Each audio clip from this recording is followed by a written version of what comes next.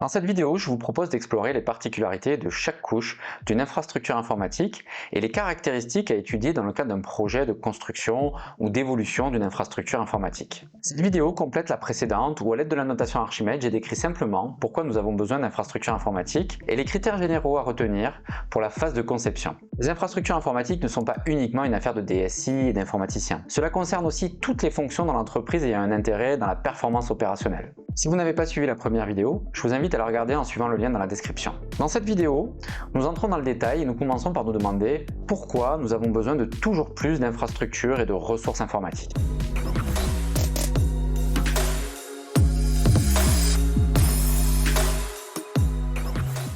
Les années 2000 marquent le début d'une croissance exponentielle des services numériques. Et cela est principalement dû à la démocratisation d'Internet et à celle des terminaux, les PC et bien sûr plus tard les smartphones.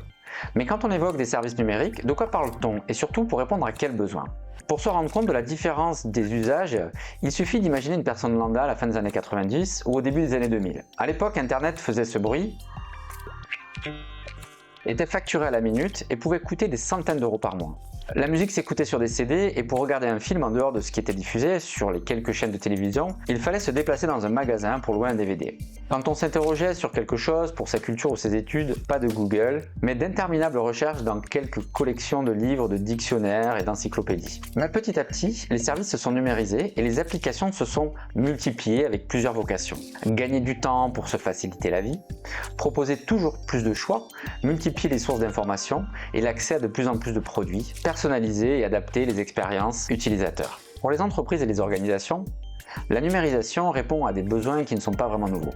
Chercher toujours plus de productivité, avoir la possibilité de proposer des nouveaux services pour pouvoir s'imposer sur son marché ou bien en trouver d'autres. Et au fur et à mesure que les standards ont bougé, cela a petit à petit contraint la plupart des entreprises à se numériser, pour rester bien sûr en phase avec les besoins des clients. Aujourd'hui, que cela soit pour les personnes ou les organisations, se passer totalement de services numériques est très contraignant, pour ne pas dire impossible. Ces services numériques sont délivrés par des applications, mais comment fonctionnent ces applications? Dans notre exploration des infrastructures informatiques et du processus de conception, commençons par explorer la couche logicielle et identifiant ce qu'est un logiciel.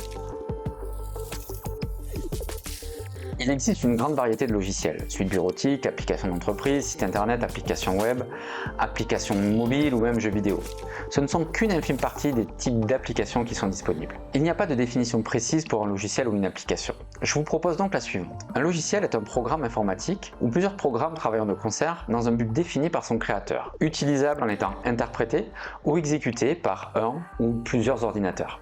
Dans un système d'information, l'infrastructure informatique doit donc pouvoir répondre aux besoins de toutes les applications de celui-ci. Pour déterminer ces besoins, il faut tenir compte des critères suivants pour chaque application. Les prérequis techniques, avec la quantité de mémoire, la puissance des processeurs, les besoins de stockage.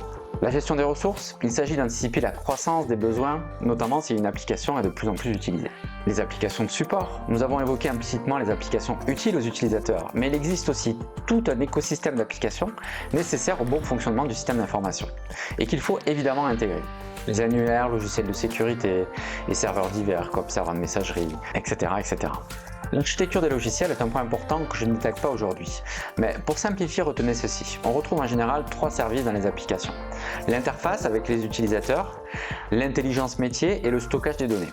Et l'architecture logicielle va déterminer comment sont structurés et répartis ces trois services. Enfin, il y a l'usine logicielle. Si le métier de votre entreprise est l'édition d'applications, cela va évidemment de pair. Il faut produire des logiciels. Mais il n'est pas rare non plus que des entreprises fassent le choix d'éditer une ou plusieurs applications en interne pour répondre au plus près des besoins de leurs clients. Dans ces cas de figure, il faut intégrer les environnements nécessaires à l'usine dédiée à la fabrication de ces logiciels. Vous l'avez compris, le nombre d'applications d'un système d'information peut être très important. Et pour exécuter ces applications dans des ordinateurs, il est nécessaire d'avoir un système. Le système va permettre d'exécuter les applications et les logiciels en utilisant les ressources informatiques des ordinateurs. La déclinaison la plus simple de la couche système est donc un système d'exploitation installé sur un ordinateur sur lequel on exécute une application ou plusieurs applications. Jusqu'en 2005 environ, c'était ce qu'il se faisait la plupart du temps. On trouvait un serveur, son OS, et qui était en général dédié à une application. Mais parce que cela coûtait cher et présentait pas mal d'inconvénients, la virtualisation de machines s'est imposée. Elle permet de découpler le matériel grâce à un système particulier que l'on nomme hyperviseur de virtualisation. Et cela permet de partager les ressources d'un serveur physique pour exécuter en même temps plusieurs machines virtuelles. Chaque machine virtuelle dispose de matériel virtuel, d'un système d'exploitation et va pouvoir exécuter des applications. Et enfin, quelques mots sur les technologies de containerisation qui permettent de cloisonner et de partager les ressources d'un système unique. Les caractéristiques de ces technologies sont d'une part de permettre une meilleure exploitation des ressources informatiques, en supprimant la couche de virtualisation et les systèmes virtualisés. Et d'autre part, la configuration programmatique des serveurs sous-jacents. C'est-à-dire qu'un fichier source va permettre de décrire la configuration d'un conteneur et les relations qu'il y a entre les autres conteneurs. Par contre, les conteneurs déployés hériteront toujours du système de l'hôte. C'est-à-dire que vous ne pourrez pas déployer une application Windows dans un système de conteneurs à base de Linux. Chaque système dispose de ses services et de ses fonctions et sera utile en fonction du contexte de vos applications. Le message que je voudrais vous faire passer est qu'il ne faut pas forcément opposer les solutions système les unes par rapport aux autres. Chaque solution système peut répondre à des besoins spécifiques qu'il pourra parfois être utile de mixer. Par exemple, il existe toujours des serveurs de base de données ayant besoin de ressources importantes et qui sont hébergés sur des serveurs qui ne sont pas virtualisés, mais comme on le faisait dans les années 2000. Un serveur, un système, un service de gestion de base de données. Lors de la conception d'une infrastructure système, nous partons des besoins des logiciels hébergés et du niveau fonctionnel des solutions. Ces fonctions vont déterminer plusieurs choses. Les conditions d'évolutivité, par exemple. Verticale, quand on fait un upgrade matériel, ou horizontale, c'est-à-dire les conditions dans lesquelles nous allons pouvoir ajouter des serveurs pour augmenter les ressources informatiques. La résilience, les briques de sécurité. Les fonctions d'un système vont aussi impacter les conditions d'exploitation. L'intelligence artificielle permet dans des systèmes modernes une simplification des analyses qui étaient faites de manière plus manuelle il y a encore quelques années. Mais cette richesse fonctionnelle peut aussi impacter les coûts. L'analyse des coûts est donc un élément important à prendre en compte. Il y a les coûts de support, les coûts de formation, les coûts de la mise en œuvre, et si on veut vraiment être complet, il faut inclure les coûts indirects, par exemple le coût des arrêts de service. Enfin, un poste de coût important est celui des licences. Le coût des licences de la solution du système mis en place, mais aussi toutes les licences nécessaires au bon fonctionnement de l'ensemble des logiciels, bases de données, systèmes d'exploitation, etc., etc. Ces coûts de licence sont souvent dépendants des infrastructures matérielles choisies. L'analyse lors de la conception de la couche système va donc de pair avec la couche dédiée au stockage et au calcul. La couche stockage et calcul est dédiée à l'ensemble des matériels, apportant la ressource informatique. La capacité de calcul est dépendante de la vitesse des processeurs et de la mémoire des serveurs hôtes, sur lesquels sont exécutés tous ces systèmes. La capacité de stockage est dépendante des composants permettant d'enregistrer l'information. Il s'agit généralement de disques durs. Il existe des matériels dédiés au stockage comme les NAS, les SAN ou des serveurs qui sont totalement dédiés au stockage, mais il y a aussi des serveurs regroupant à la fois les ressources de calcul et les disques nécessaires au stockage. On parle alors en général d'infrastructures hyperconvergées. Le choix du matériel et de ressources de calcul et stockage peut aller de pair avec la conception de l'infrastructure système. Elle en reprend donc les préoccupations, comme le niveau de support, l'impact sur l'exploitation, l'évolutivité et bien sûr les coûts. De manière plus spécifique au matériel, il y a également certains critères à prendre en compte. La performance et les capacités qui sont des caractéristiques centrales, mais aussi la durée de disponibilité des équipements et du matériel de rechange, l'efficacité de la chaîne logistique en cas de panne, et enfin la capacité du constructeur à respecter ses engagements dans la durée. Nous avons évoqué dans la vidéo précédente l'importance de choisir des fournisseurs de confiance. Il reste enfin une dernière couche informatique importante pour que nos applications et systèmes puissent fonctionner. La couche réseau est dédiée au transport des données. Cela inclut les données informatiques, mais aussi les données comme la voix, la vidéo, etc.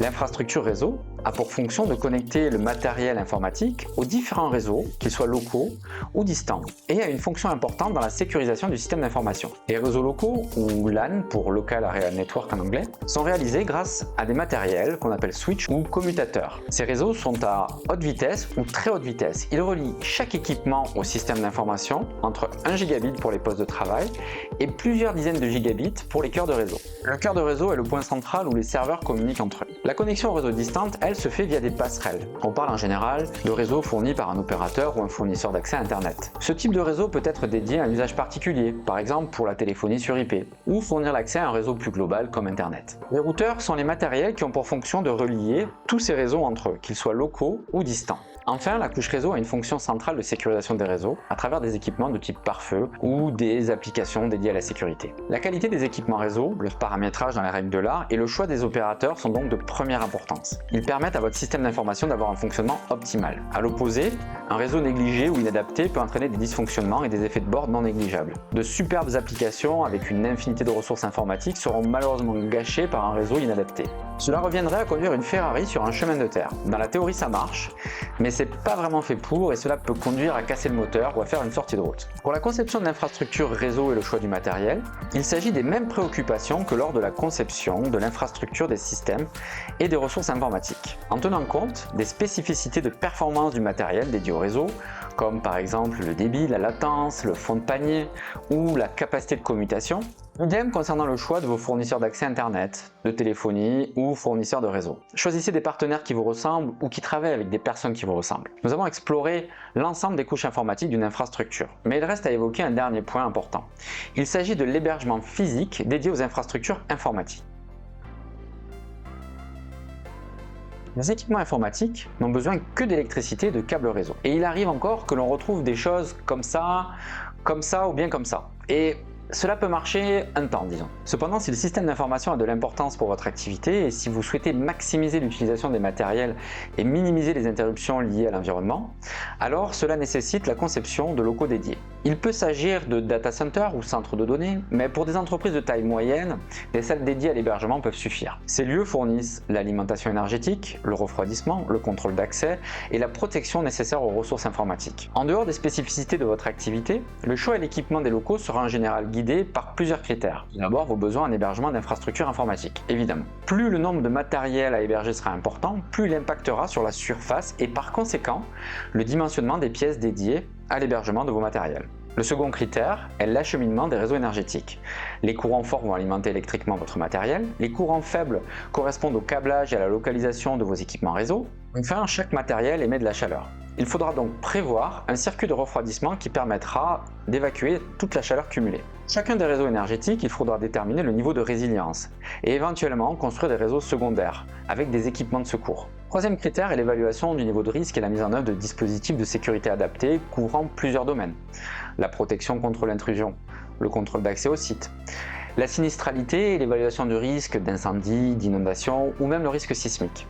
À partir d'une certaine taille ou si les enjeux sont importants, il est prudent de répartir son système d'information sur au moins 2 sites éloignés géographiquement. Les investissements pour aménager ce type de salle sont importants. Le patrimoine immobilier disponible de votre organisation et les investissements passés permettront peut-être d'améliorer la rentabilité de vos centres de données. Dans le cadre de vos investissements, le choix de la localisation aura donc son importance. Investir en province sera plus facile qu'à Paris où les surfaces sont rares et très chères. Enfin, les charges liées au maintien en conditions opérationnelles sont également à évaluer. Complexité pour construire des locaux dédiés et adaptés à votre infrastructure informatique incite dans de nombreux cas à s'appuyer sur des data centers existants ou d'utiliser des services d'infrastructure informatique externalisés. Cependant, je vous encourage à vous intéresser de près aux conditions d'hébergement de votre système d'information, même si celui-ci est externalisé. L'incendie de plusieurs data centers d'OVH en 2021 doit nous rappeler que cela n'arrive pas qu'aux autres et ne nous exonère pas de la responsabilité de vérifier que les contrats soient bien adaptés aux besoins avec des garanties qui sont respectées dans la durée.